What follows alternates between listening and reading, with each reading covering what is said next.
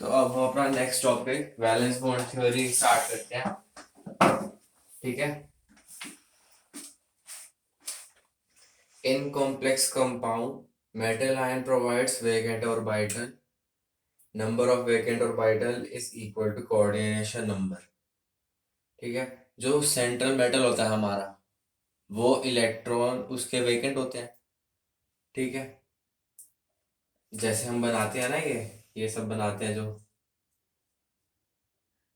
Valence bond theory, जो हम orbitals बनाते हैं। ठीक है। 3d4s 4p 3d4s 4p। ठीक है। तो number of vacant orbitals equals to number of, मतलब कोऑर्डिनेशन नंबर।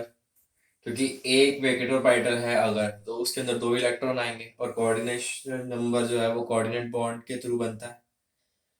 जो कोऑर्डिनेट बॉन्ड बन रहा है, एक कोऑर्डिनेट बॉन्ड एक कोऑर्डिनेशन नंबर के बराबर होता है।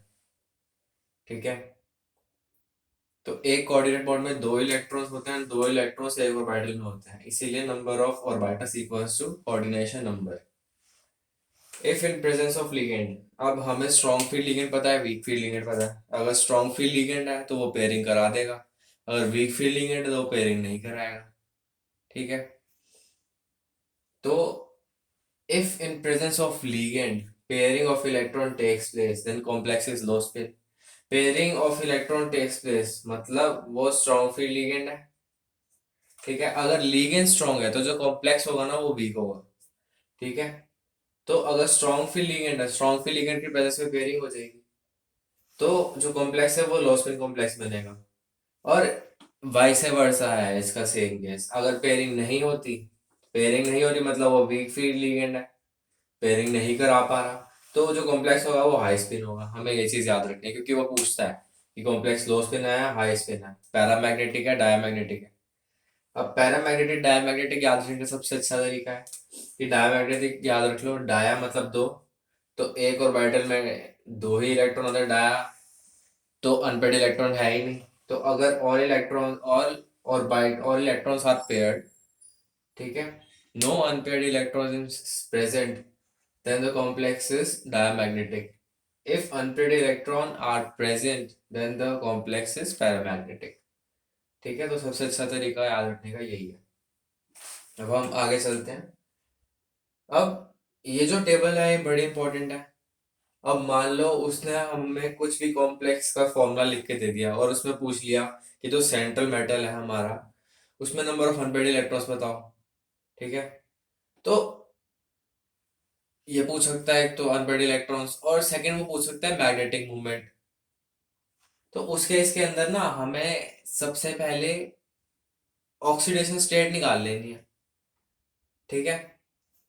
जो सेंट्रल कंपाउंड की है, और उसी अकॉर्डिंग हमें वैलेंस बॉन्ड थ्योरी के अकॉर्डिंग पूरा उसका देखना है, कैलकुलेट करना है कि कौन सी ज्योमेट्री है उसकी, पैरामैग्नेटिक है कि हाई स्पिन कॉम्प्लेक्स है लो स्पिन कॉम्प्लेक्स है, पैरामैग्नेटिक है डायमैग्नेटिक है, उसकी ज्योमेट्री कैसी है।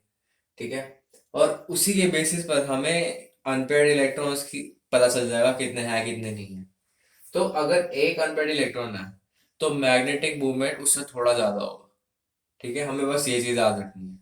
तो अगर number of unpaired electron one है, तो जो मैग्नेटिक मूवमेंट आएगा वो वन पॉइंट समथिंग आएगा, अगर टू है तो टू पॉइंट समथिंग आएगा, थ्री है तो थ्री पॉइंट समथिंग आएगा।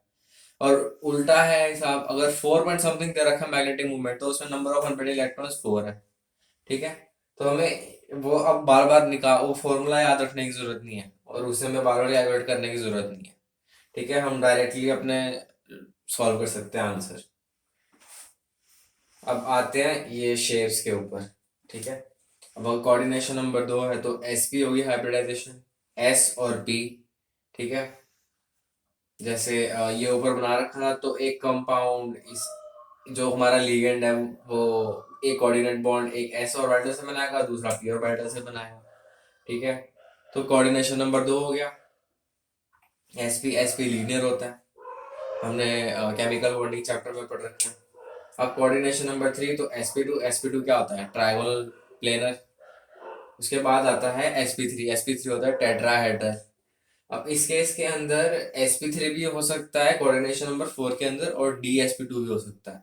तो अगर sp3 आ गया तो टेट्राहेड्रल है, और अगर dsp2 आ गया तो वो स्क्वायर पिरामिडल है, स्क्वायर प्लेनर। सॉरी, आई अपोलोजाइज। अगर कोऑर्डिनेशन नंबर 4 में हाइब्रिडाइजेशन जो है वो sp3 है तो वो टेट्राहेड्रल है, और dsp2 है तो स्क्वायर प्लेनर है। ठीक है। और कोऑर्डिनेशन नंबर 5 में फिर sp3d आ जाएगा एक फालतू। ठीक है। अब या तो वो डी आउटर ऑर्बिटल का हो, ठीक है, ये sp3 पूरा भर जाए और बाहर बाहर ऑर्बिटल का हमारे पास डी हो, या फिर डी ऑर्बिटल इनर ऑर्बिटल का हो, जो डी इलेक्ट्रॉन है वो इनर ऑर्बिटल का हो, तो उसके इसके अंदर dsp2 हो जाएगा। ठीक है। तो वो हमसे पूछता है कि जो डी ऑर्बिटल के इलेक्ट्रॉन्स इन्वॉल्व हो रहे हैं हाइब्रिडाइजेशन में according to valence bond theory, उसके अंदर जो इलेक्ट्रॉन्स है डी ऑर्बिटल के वो आउटर कॉम्प्लेक्स बना रहे हैं और या फिर इनर ऑर्बिटल कॉम्प्लेक्स बना रहे हैं। ठीक है। तो हमें जब हम आगे सॉल्व करेंगे तो देख के पता लगाना पड़ेगा कि जो डी इलेक्ट्रॉन है वो बाहर वाले ऑर्बिटल में जा रहे हैं अंदर वाले में जा रहा है। अगर अंदर वाला यहाँ पे वेकेंट है तो ये ऑक्यूपाई हो जाएगा, तो dsp2 हो जाएगा, तो वो इनर ऑर्बिटल कॉम्प्लेक्स बनाएगा। ये अगर ये कंप्लीटली फिल्ड है तो उसे बाहर जाना पड़ेगा पड़ेगा और आउटर ऑर्बिटल कॉम्प्लेक्स बना लेगा। सेम केस कोऑर्डिनेशन नंबर 4 के अंदर होता है। हमें इनकी जो शेप है वो थोड़ी सी याद रखनी है। टेट्राहेड्रल के बाद ट्राइगोनल बाइपिरामिडल आ जाता है और फिर ऑक्टाहेड्रल आता है। ठीक है। अब इसके बाद हम सीधा शेप्स ड्रॉ करने पे आ जाएंगे।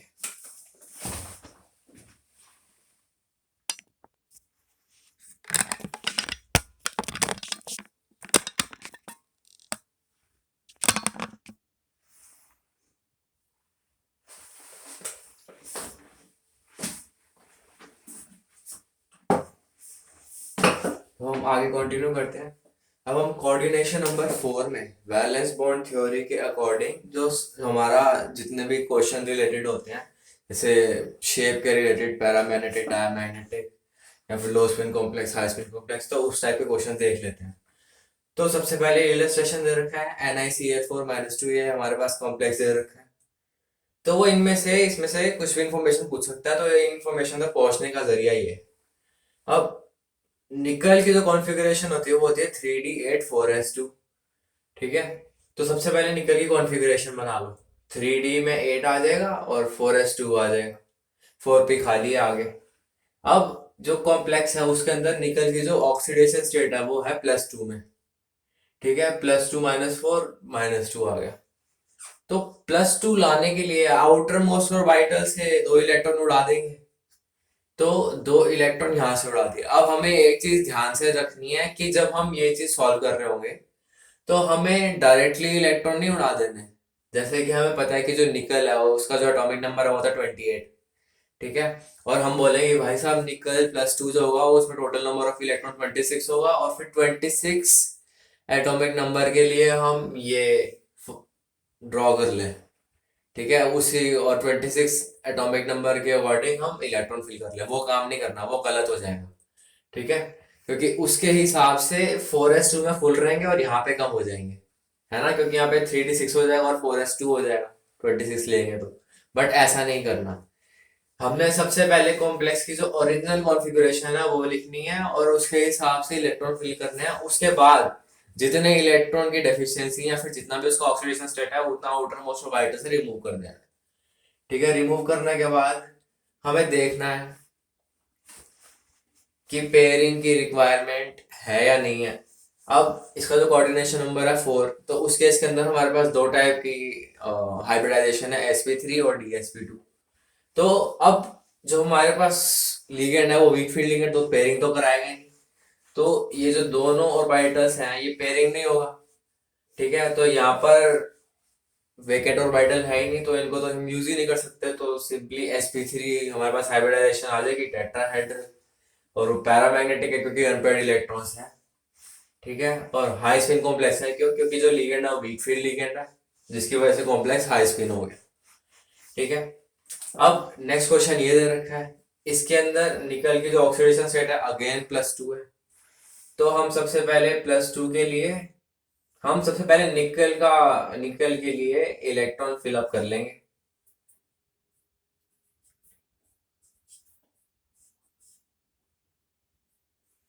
ठीक है, 1 2 3 4 5 6 7 8 9 10। ठीक है, ये हमने भर लिया निकल के लिए। अब हम आते हैं निकल प्लस टू पे। तो निकल प्लस टू के लिए हम आउटर मोस्ट और वाइटर से 2 इलेक्ट्रॉन उड़ा देंगे। तो हमने 2 इलेक्ट्रॉन उड़ा दिए, ये हो गया 3d, ये 4s, ये 4p। अब जो हमारे पास लीगेंड है वो है स्ट्रॉन्ग फील्ड लीगेंड, क्योंकि कार्बन और नाइट्रोजन इजीली इलेक्ट्रॉन डोनेट करते हैं। स्ट्रॉन्ग फील्ड लीगेंड तो वो पेयरिंग कराएगा। ठीक है, जो Cn है, it is Cn minus, it is strong field ligand. ठीक है, तो पेयरिंग ऑकर्स। पेयरिंग होने की वजह से ये वाला जो इलेक्ट्रॉन है वो इधर आके पेयर हो जाएगा।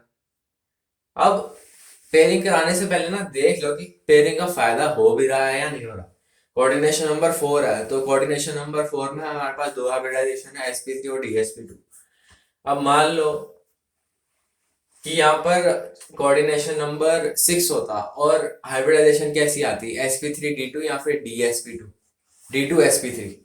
तो उस केस के अंदर यहाँ पर पेयरिंग कराने का कोई फायदा नहीं होता, क्योंकि हमें कॉन्फ़िगरेशन क्या चाहिए, या तो sp3d2 या फिर d2sp3। या तो 2d बाहर वाले चाहिए या तो 2d अंदर वाले चाहिए। अब ऐसी कॉन्फ़िगरेशन तो नहीं लिखी ना कि d एक अंदर वाले ले लिया फिर sp3 और फिर d बाहर। ये कॉन्फ़िगरेशन एग्जिस्ट नहीं करती। अब अगर ये कॉन्फ़िगरेशन होती, कोऑर्डिनेशन नंबर 6 होता, तो उस केस में हम पेयरिंग नहीं कराते। बेशक पेयरिंग हो रही है स्ट्रॉन्ग फील्ड लिगेंड की प्रेजेंस में, पर पेयरिंग नहीं कराते, क्योंकि पेयरिंग कराने का कोई फायदा नहीं ना। इसके लिए हमें चाहिए 2d वेकेंट पर हमें मिल एक रहा है पेयरिंग कराने के बावजूद भी। तो हम पेयरिंग ऑब्वियसली लिगेंड देख के तो करते ही हैं कि लिगेंड स्ट्रॉन्ग फील्ड लिगेंड है, वीक फील्ड लिगेंड है, पर साथ ही साथ देखते भी हैं कि उसकी रिक्वायरमेंट है भी या नहीं। अब इस केस के अंदर कोऑर्डिनेशन नंबर 4 है, तो sp3 हो सकती है हाइब्रिडाइजेशन या फिर dsp2 हो सकती है। तो हमें एक डी चाहिए और वो मिल रहा है, तो हम पेयरिंग करा देंगे। एक सीन यहाँ पे, यहाँ पे, यहाँ पे, यहाँ पे, यहाँ पे। तो जो हाइब्रिडाइजेशन आ गई, यहाँ पे खाली है, यहाँ पे नहीं आएगा, वो आ जाएगी हमारे पास dsp2। dsp2 है तो वो स्क्वायर प्लेनर हो गया और डायामैग्नेटिक हो गया, क्योंकि कोई भी अनपेयर्ड इलेक्ट्रॉन नहीं है। ठीक है, पेयरिंग हो रखी है और लो स्पिन कॉम्प्लेक्स बन जाएगा। लो स्पिन कॉम्प्लेक्स क्यों? क्योंकि जो लिगेंड है हमारे पास वो weak field ligand, strong field ligand है, तो लो स्पिन कॉम्प्लेक्स बना देगा। अब निकल ये वाले कॉम्प्लेक्स के लिए देखो, अब जो कार्बोनिल है, कार्बन मोनोऑक्साइड, ये न्यूट्रल रहता है, तो जो निकल पे चार्ज है वो जीरो है। तो निकल की कॉन्फ़िगरेशन होती है 3d8 4s2। तो सिंपली हम देखेंगे 1 2 3 4 5 6 7 8 9 10, 3d4s4p। ठीक है, अब देखो कोऑर्डिनेशन नंबर क्या है, 4। तो 4 में हमारे पास दो हाइब्रिडाइजेशन है, sp3 और dsp2। तो अब जो हमारे पास लिगेंड है स्ट्रॉन्ग फील्ड लिगेंड है, तो मान लो हमने पेयरिंग करा दी, क्योंकि अब इस केस के अंदर पेयरिंग करानी पड़ेगी। ठीक है, क्योंकि s तो चाहिए ही चाहिए ना। और वो ऑप्शन, वो हमारे पास क्वेश्चन भी इसी टाइप का देगा कि स्ट्रॉन्ग फील्ड लिगेंड ही देगा उस केस के अंदर। ठीक है, अगर हमारे पास ऐसे इलेक्ट्रॉन्स हैं तो हमें वो खाली करना ही पड़ेगा, क्योंकि सबकी सब हाइब्रिडाइजेशन जितने भी है उसके अंदर एस तो होता ही है, और वेकेंट एस होगा तभी तो वो कोऑर्डिनेट बॉन्ड बना पाएगा, तभी तो वो हाइब्रिडाइजेशन के अंदर आएगा। खैर इतना डीप नहीं जाना। स्ट्रॉन्ग फील्ड लिगेंड था, पेयरिंग करा दी, sp3 हमारे पास हाइब्रिडाइजेशन आ गई। ठीक है, CO जो है carbon monoxide strong field ligand है, sp3 हाइब्रिडाइजेशन आ गई, टेट्राहेड्रल, डायमैग्नेटिक है क्योंकि एम्बेडेड इलेक्ट्रॉन एक भी नहीं है, और स्ट्रॉन्ग फील्ड लिगेंड की वजह से लो स्पिन कॉम्प्लेक्स है। अब इस केस के अंदर देखो, which of the following is paramagnetic. Paramagnetic मतलब अनपेयर्ड इलेक्ट्रॉन होने चाहिए। तो एक बार खुद ही सोच के देखो ना, अनपेयर्ड अगर हम जनरलाइज वे में देखें, अगर ऊपर ऊपर से आंसर देना है, वैसे तो सॉल्व ही करना है, पर फिर भी अगर सोच लें, अगर अगर हमारे पास स्ट्रॉन्ग फील्ड लिगेंड होगा तो वो पेयरिंग करा देगा, पेयरिंग करा देगा तो डायमैग्नेटिक होने के चांसेस बढ़ जाएंगे ना। और अगर हमारे पास वीक फील्ड लिगेंड होगा तो पेयरिंग नहीं कराएगा, तो पैरामैग्नेटिक होने के चांसेस बढ़ जाएंगे। तो ऑप्शन देखो, सारे के सारे वीक फील्ड लिगेंड है। बट 4D और 5D सीरीज के जो एलिमेंट्स हैं उनके साथ सबके सब जो लिगेंड्स है वो स्ट्रॉन्ग फील्ड लिगेंड के जरिए एक्ट करते हैं। जो तो फॉलोइंग इज पैरामैग्नेटिक। तो हमारे पास सीरीज है, नहीं पढ़ोगे पिटोगे। डी एलिमेंट, ये 3D, ये 4D, ये 5D। अब इन दोनों के साथ कोई सा भी लिगेंड हो, वीक फील्ड लिगेंड भी स्ट्रॉन्ग फील्ड लिगेंड के जरिए एक्ट करेगा, पेयरिंग करा देगा। तो ये वाले जो है ये पेयरिंग हो जाएगी इनके अंदर, तो ये दोनों डायमैग्नेटिक बना देंगे। ठीक है, लक बाय चांस दोनों का जो कॉन्फ़िगरेशन है वो सेम है और दोनों का ऑक्सीडेशन स्टेट भी सेम है, तो दोनों के दोनों का जो रिजल्ट आएगा वो सेम आएगा।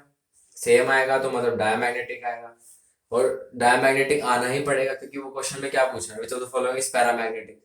अगर इनका आंसर पैरामैग्नेटिक होता तो दोनों आंसर तो जा नहीं सकते ना, और इसका सीन अलग है क्योंकि इसमें पेयरिंग होगी ही नहीं, क्योंकि ये वीक फील्ड लिगेंड बना रहा है, और सिर्फ और सिर्फ 4D और 5D सीरीज के साथ ही वीक फील्डिंग स्ट्रॉन्ग फील्डिंग की तरह ऐड करता है, बट 3D सीरीज में तो वीक फील्डिंग ही रहेगा, ये पेयरिंग नहीं करेगा तो पैरामैग्नेटिक रहेगा, तो ये आंसर चला गया।